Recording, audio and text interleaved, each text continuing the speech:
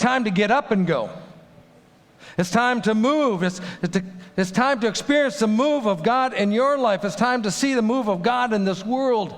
It's time. It's time for the church to arise and be whom God has called us to be. So today's message is this: it's time to walk on water. So Peter did. What I mean by this is time to get out of the boat. It's time to get out of our comfort zones that we like to live in. It's time to get out of our routine life where we built this routine and that's all we do. We do the same thing every day. It's time to get out of our limited thinking and our limited doing in our life. It's time to do that so we can go where our Lord is leading us, do what He's calling us to do, and experience all that He has for us in this life and in eternal life. So did you catch all that? I'm going to tell you again anyway. It's time to walk on water, church. It's time to get out of the boat, stop doing what we've always done, where we feel comfortable in a safety and security. This life that we built for ourselves because we're afraid of all these things. It's time to get out of the routines, our limited thinking, our limited doing, so we can go where Jesus leads and do what He has for us to do and experience all that He has for us in this life and for eternal life. As the saying goes, if you want to walk on water, guess what? You got to get out of the boat. It won't happen any other way. So what's stopping us? This is what you need to know. It's not God. It's us. We're the ones that's stopping us from walking on water.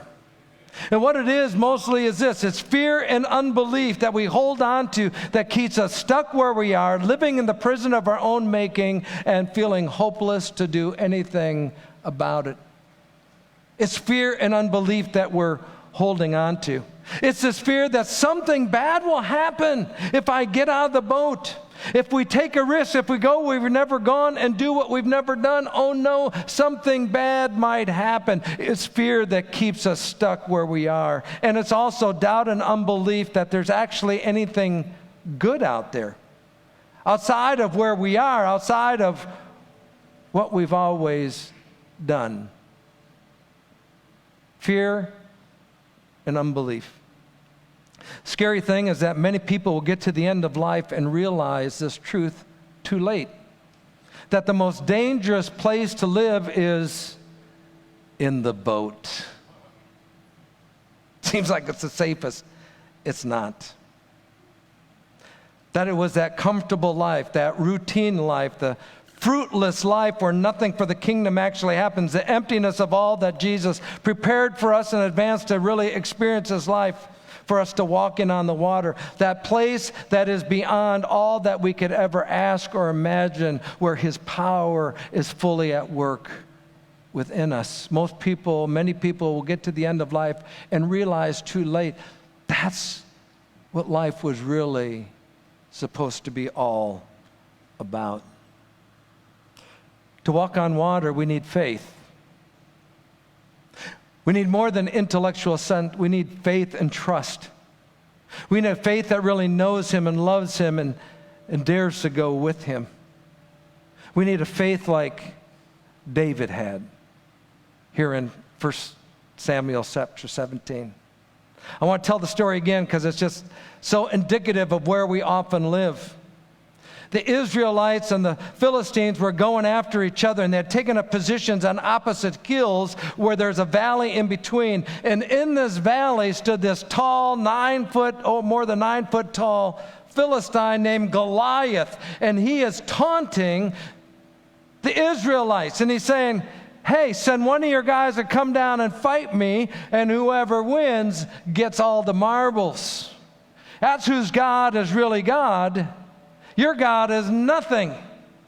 And so this taunting goes on and on. The Israelites were afraid. They doubted anything good could come from going down and fighting Goliath head to belly. He was that big. So they all stayed stuck on the hill where they thought it was safe. But it wasn't. And this went on for 40 days. You need to know that that was put in the Bible for a reason, because 40 days is significant. 40 days is a time where God is judging the world during the flood. 40 days is where God is rescuing Noah and his family. 40 days is where Jesus went out and risked in faith and went out, led by the Spirit, into the wilderness to fight against Satan. 40 days is where he came out victorious in the end. It's a number of completion, one way or the other. So for 40 days, Goliath is taunting, and nothing is happening with the children of Israel, all those on the hill. But then David arrives on the scene. And David, he's not content to stay on the hill. He goes to King Saul and he says, "Let no one lose heart on account of this Philistine. Your servant will go and fight him. Your servant has killed both lion and bear. This uncircumcised Philistine will be like one of them, because he has defied the armies of the living God." This battle is not mine, it's the Lord's. He is nothing to God. He can do nothing. All his boasting is going to end up being nothing. You see, David had faith not in himself, but in the living God. Because he had stepped out in that faith and killed a lion and killed a bear. He knows how God shows up when you get out of the boat and you do what he's calling you to do. And in that faith, David went down in the valley and he fought Goliath, because he knew this battle is his, and he will fight for his name and even for his people who are afraid. So with sling and stone, David struck the Philistine, and he went down for good. One stone, one sling, one boy got out of the boat, and look what happened. For David, it was time to walk on water. It was time to go into the valley. It was time to fight Goliath. It was time to step out in faith where great things happen. See, in the boat, nothing great happens. That's why it's routine. It's the same yesterday, today, and forever. Not the Jesus kind of way, but a routine kind of way. It's where we think this is the best place to live, because we've never realized what's out there on the water that he has for you and me. It's what we also see in Peter. Love the story. And probably if you've seen The Chosen, you're remembering how all this works out. Matthew chapter 14, after feeding the 5,000, Jesus has disciples get in the boat and cross over ahead of him to the other side of the lake, the Sea of Galilee, while he dismissed the crowd, and he went up on a mountainside by himself to pray. Why did Jesus do that? If you don't ask questions while you're reading the Bible, you're never going to get anything out of it. Say, well, Lord, what's going on here? What's significant? Matthew was inspired to write it down. Jesus must have looked at him, because he knew to write it down. See, even Jesus, while he was here, he got all his strength and his power, everything, by being with his Father. You see, faith needs to be fed. He says, we've been pouring out. He's been ministering. He's been healing. He's been teaching. But he can't go on unless he's spending time with the Father. So that's what Jesus does. Spends time with the Father in prayer. When evening came, Jesus is praying. The disciples are in the boat, far from shore, being buffeted by waves because the wind was against them. They're out there trying to get across, but the wind is blowing right against their face. They're not getting anywhere. They're trying all their might to make things happen. Have you ever done that? I want to get to over there. I want all this money. I want to see these things happen. And we're striving, and it's like we're moving against the wind, and we're getting nowhere. And it's getting bumpy, and people don't like it, and the enemy's throwing stones at us, and people are shouting and everything else. That's what it is. Often what happens in the physical is what God is talking about in the supernatural and the spiritual. That's why I'm praying for rain. Where I was, it rained every day. Corpus Christi, Texas, it was flooding. It was like God saying, I'm pouring out my blessing. See, when heaven's open, he comes down. It's his blessing. What's going on in the physical is often a revelation of God saying, this is what I'll do in the spiritual. So they're out there fighting on their own, trying to get where they're thinking they're supposed to go. And it's hard. And they're in it all night long. How many have ever been that kind of journey? All night long. It's just wave after wave after wave. Nothing good is happening. And I'm just stuck in this boat. And God, why don't you do something? I'm going against the wind. Everything I try to do comes right back at me. Disciples are in it all night long. And at the fourth watch of the night, near dawn, Jesus comes walking to them on the water. Up to that point, it seemed like a nightmare. Ever been where life seems like a nightmare? Yeah. It's so bad. I hate this place. I'm stuck. Nothing good is happening. It's really, really hard. It was a nightmare. Then in that fourth watch, as Jesus comes, the nightmare gets worse. As Jesus comes to them walking on the water, and they think it's a ghost. If this wasn't bad enough, and now things are really getting weird. They see this man coming walking across the water, and they think it's a ghost. And they get afraid. But Jesus comes and he says, peace. He calms their fear, saying, take courage, it is I. Don't be afraid.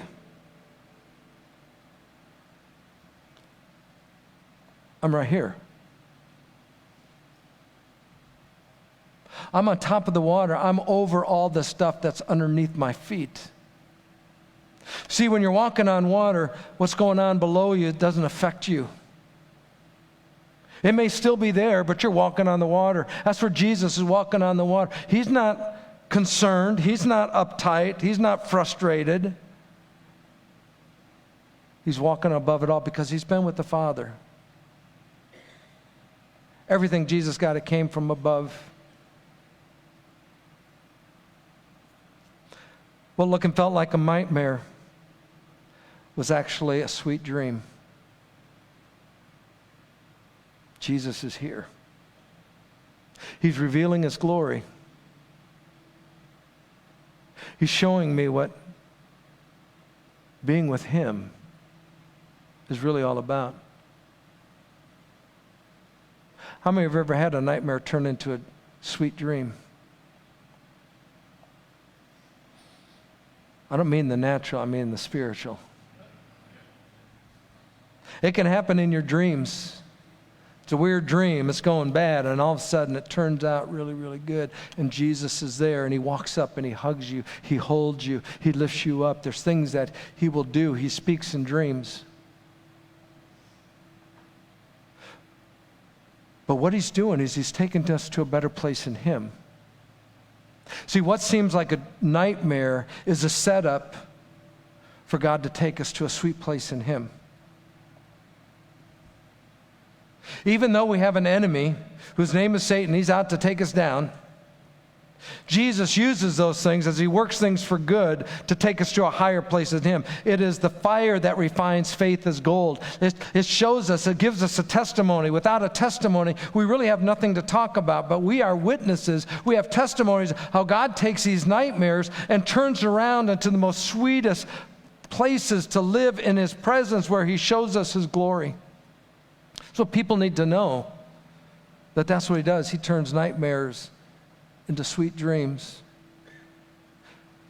Here's the way that God works. The worse the nightmare, the better the dream. See? It's how the kingdom works. You sow a little bit, how much are you going to reap? A little bit. If you're faithful with a little bit, He'll give you a little bit more, but if you're faithful with much, He'll give you much. It's how the kingdom works exponentially. In the setup of life, when things are going really bad, it really means that God's going to turn it for really, really good. If it was way down here, He's going to go up here, because that's where He wants to take you. So that when you're up here, you're unoffended by all this stuff. You're unafraid by all the stuff that you used to walk in, and it can still be there, but it doesn't affect you because He has already taken you to a place where you're above it all and you're living above it all. It doesn't affect you. You don't take offense at what people say and do.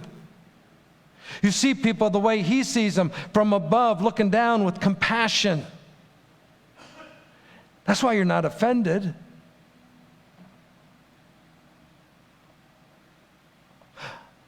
I'm going to talk about the Olympics. Anybody watched the Olympics or heard the story about what happened where they did the Lord's Supper thing?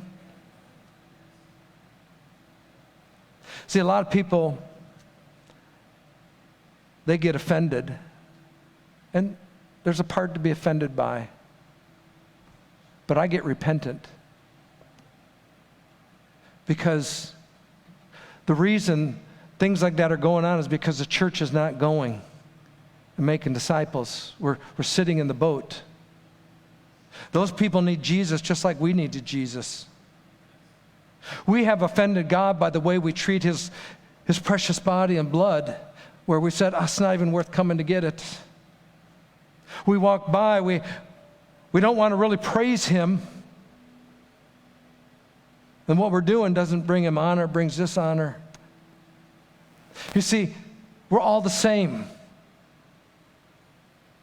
And it's all what He did that makes the difference. See, what happens is churches got comfortable sitting in their recliner, pointing at the TV and playing Monday morning quarterback. That was wrong, they're bad, they're gone. Instead of, oh, I got stuff wrong with me. He's showing us those people and He's saying, I'm sending you to those people. Because they need me too. I came for everybody. Did you know that? God so loved the world. But see, if you're only sitting, watching, and condemning, you're not going to get out of the boat and go do something about it. And that's where the good life is found, the abundant life. As I go where He goes, I experience what He has for me, and watching people come alive in faith, get set free from the demonic. Jesus delivered a demoniac who had all kinds of demons. In fact, there's so many, 2,000 pigs ran into the ocean, and some may be carrying more than one. That's what He came to do, set captives free, bind up the brokenhearted, proclaim the year of the Lord's favor for everybody. But see, if I'm down in the boat, hunkering down, afraid, and with very little faith, I don't see it. I'm just in my own mess. But when I get out of the boat, get up on water, I see things from a whole new place. I get to go where I've never gone before, experience things I've never experienced before, which are full of kingdom glory.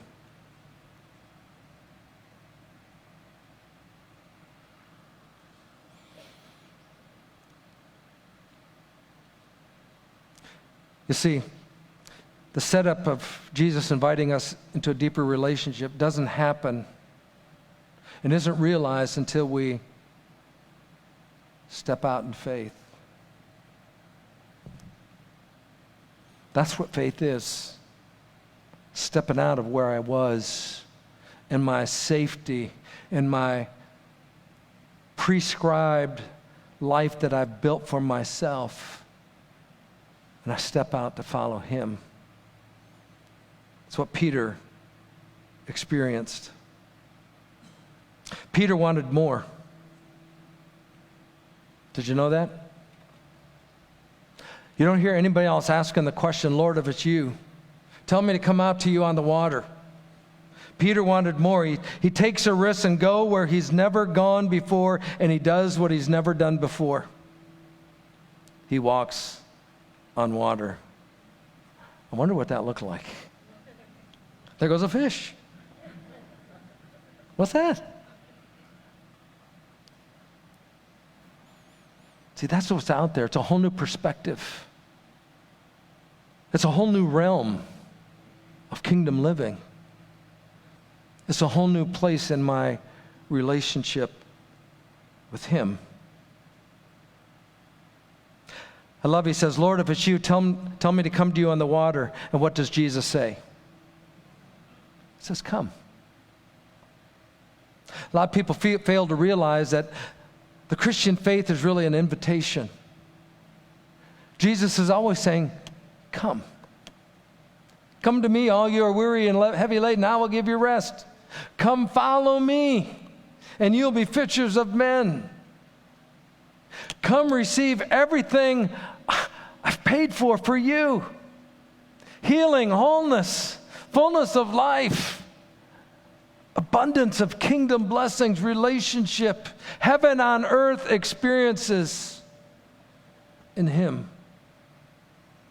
It's an invitation. He says, come. And Peter did. Got out of the boat, walked on water, and came to Jesus. Because that's where life, he wants to take us, is to him, to more of him, to where he's leading, to what he has. Not going on a different side. Peter didn't say, let me get on the walk and walk around by myself. I want to do this myself for me. Tell me to come to you, because that's where I want to be, is where you are.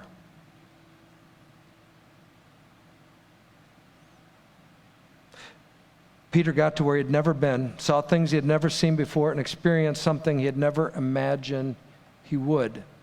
All because he stepped out in faith and got out of his comfort zone. Peter was a fisherman. He knew life in the boat pretty well. He had been in storms before, because that's what happens on the Sea of Galilee. It's shallow, the waters come, storms come up rather quickly. He knew the boat, but what he wanted was something more. He wanted Jesus and all that he had. But what happens when Peter gets out there on the water? He starts looking around. Uh-oh. Something bad's happening over here. All this stuff on TV, oh no. The winds are, oh no, it's getting really bad in this world. And he gets his eyes off Jesus and he starts doubting that this is really real, that this is really the life that you have for me. And as soon as he does that, what happens? He sinks. He starts getting enveloped with all that junk again. Understand what I'm saying? If I got my eyes on you, Jesus, that's all I need. I'll go where you lead. I'll do what you have. I'm safe in you. But as soon as I take my eyes off that, I get enveloped by all the junk that's in the world. What does Jesus do? This is what I love. Jesus didn't scold him, say, that's the last time I'm going to do that for you. You should have done it differently. You should have done this. You should. See, a lot of people think that's how the Christian life works. If I just should people enough, they'll get shoulded. I'll should them right into living right. No, it's invitation. Jesus says, Peter, Peter, you're the rock, but you're still of little faith. Why did you doubt? Because doubt will always take your eyes off me. Doubt will always take you to fear. Doubt will always bring you more and deeper into the mess of this world. I call you to rise above it. I've invited you out on the water where it doesn't affect you anymore. See, some people think that the goal of life is to not have any problems. No. The goal is to, in faith, rise above it and actually see this is what Jesus is doing. He's rescuing this person from their pride, which is destroying their life. He's rescuing this person from their addiction where they're trying to hide and cover and they don't know me. I'm rescuing this person who's got the wrong thinking going on. You see, when he takes us to that place, we see what we've never seen. And we begin to experience what we never experienced as we get the front row seat of him setting people free. Where we go and take people by the hand and lift them up.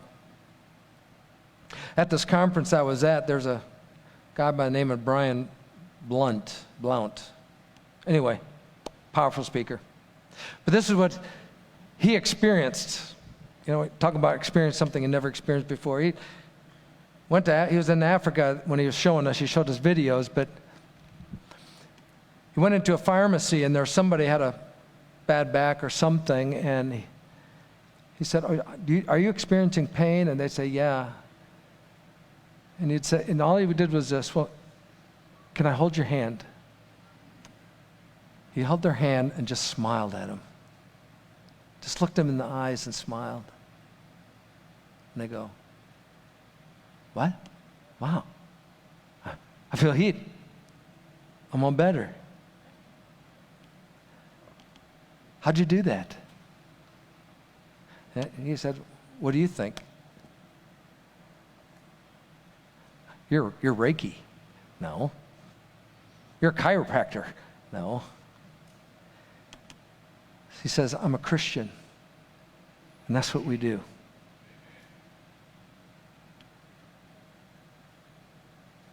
That's sharing the love of Jesus. It's a touch. We put God in a box saying it can only be one way. I can't walk on water. I can't heal anybody. Sure you can't. But by his power and his presence in you, yes, through you, yes, you can. You can bring hope. You can rescue out of the darkness and the dungeon of people walking bound up by Satan. All kinds of things. The funny thing is what he would do is he'd have that person go and do it for somebody else. I want to show you, he says, now you do this for your friend. Hold their hand. Look into their eyes and smile. So what people need is the presence of Jesus. He had us practice with people, and he said, do it 5 times. Ask them what their pain level is, where it's going. Just hold their hands, smile. He says, I don't want you to say anything until at least you've done it 5 times. You know, keep going for it. See, Peter says in the book of Acts that wherever his shadow fell, people were getting healed. I don't think it was his shadow. I think it was he was carrying the presence of God so much in his life that the presence just radiated from. He didn't even have to hold her hand, but he carried Jesus. That's what we carry. That's what Christians do. We carry Jesus. I got to do it with a Korean lady. She was in a line, but she's behind somebody, and I kind of was drawn to her, and I looked at her, and I said, are you? And she says, yeah. So she had a little bit in her back and her shoulder. And I just said, all right, let's do this. Did it once, and she checked. Said, well, it's still there. So well, let's do it again. Held her hand, looked in her eyes, smiled. I could tell she's being moved. See, it's with the presence of God that moves somebody. She checked, I think it's a little bit better. I said, let's do it again. Third time. She starts weeping. Got a little bit better. Did it several more times. Then we left because it was moving on. I was going out and I saw her sitting in her chair and she was just receiving from the Lord, and I went up and I put my hand on her shoulder. I said, He loves you. She said, I'm dealing with something else that God is healing me of. See, sometimes what's on the outside reveals an inside hurt and pain and trauma. That the real pain is a broken heart. That's why people need physical touch. I believe that for some people, all you do is need to just give them a hug. Just say, come here, give me a hug. And everything they're carrying melts away. And they receive a healing. See, that's what it looks like to get out of the boat, to walk on water, to go where Jesus leads, to do what He's doing and experience something you've never experienced before, is to see someone being encountered with the love of God and Jesus, where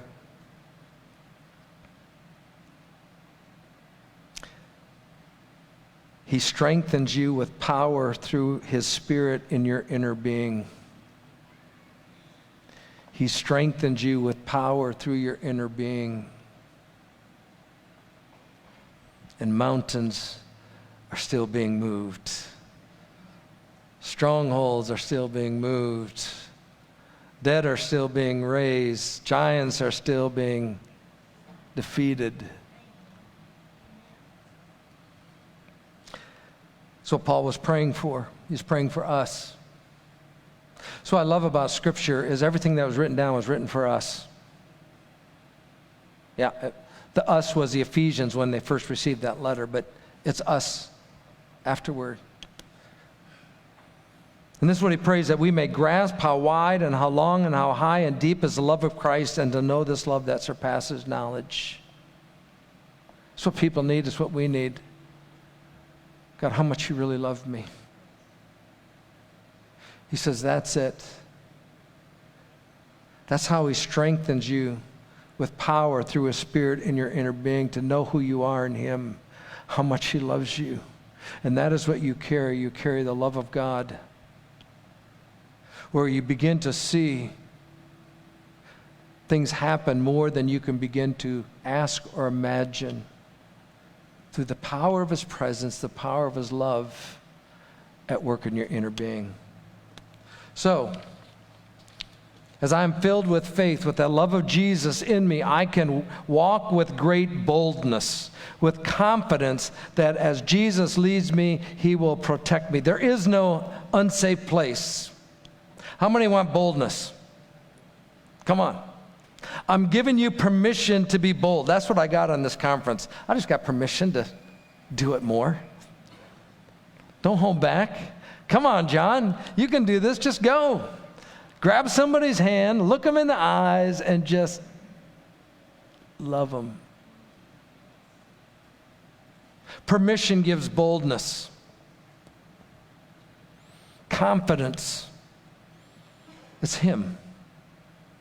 Secondly, as I am filled with faith, I can walk with deep wisdom, with understanding of Jesus' love and the mystery of how His kingdom works. Anybody want wisdom? See, wisdom is what makes you really smart. My mom used to say, how can you be so smart and so dumb? That was before wisdom. Wisdom is, God, what are you saying and what are you doing in this situation? I know how your kingdom works. I see the setup that's going on.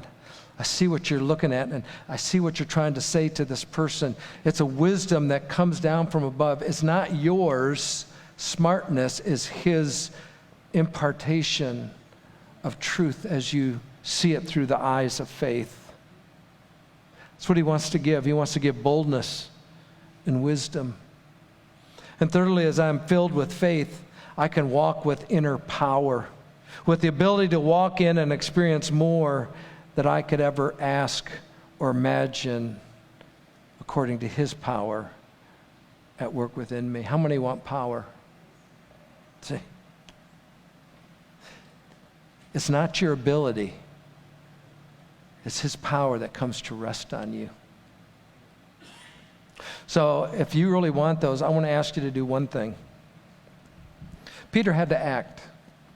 He had to get up and get out of the boat. I believe that's how faith happens. That's how I believe God works. He waits until we take a step. So if you want boldness, if you want wisdom, if you want power to live where you've never lived, to go where you've never gone, to experience what you've never experienced in your life in the kingdom, you can do three things. You can just stand right where you are. You can move out to the aisle, or you can come up front. And I want to pray.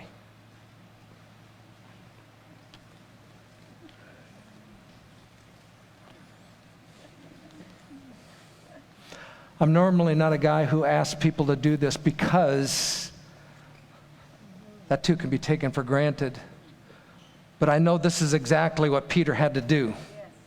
There had to be a movement. There had to be a step of faith.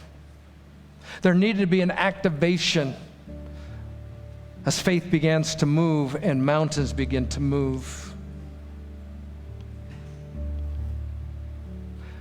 And I want you to receive this as an activation that Jesus wants to work in your life like never before. That when you see on TV or people doing bad things, it's not looking down, it's, God, this is the setup. That you take me above this thing so I can walk to them and bring your presence and your love, your power, that they get set free, just like you've done it for me. So Lord Jesus, we're here for you. Come and do what you do. Lord, we want to be like Peter and want to get out of the boat. We want to be like David, to go down into the valley to fight, knowing the battle belongs to you, that we don't do it, it's you. It's your power at work in our inner being through your Spirit. It's the great love that you pour inside of us that begins to spill out for everyone else. That you open our eyes to see how precious everyone is and how you want them all the same, just like you want me. And that'll be you that'll put words in my mouth. That you will stretch out my hands to give them a hug. That you will release the power that heals and make people whole. So more and more people are ready for the great day when you come again in your glory. That we get to experience a fullness of a life we never dreamed possible. That was beyond of anything we could ever even think about asking.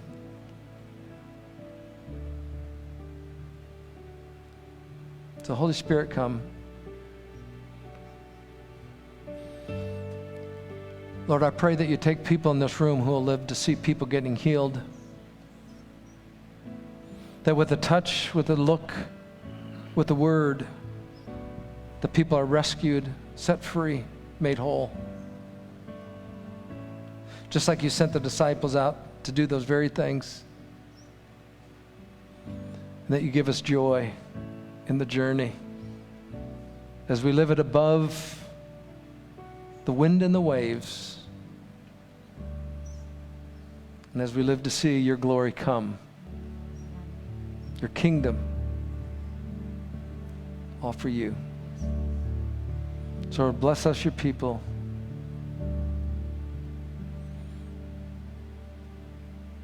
In your name we pray. Amen. You may go back to your seats.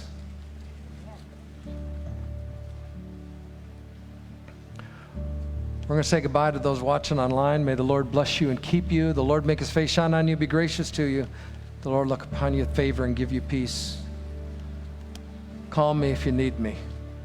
I want to be there for you.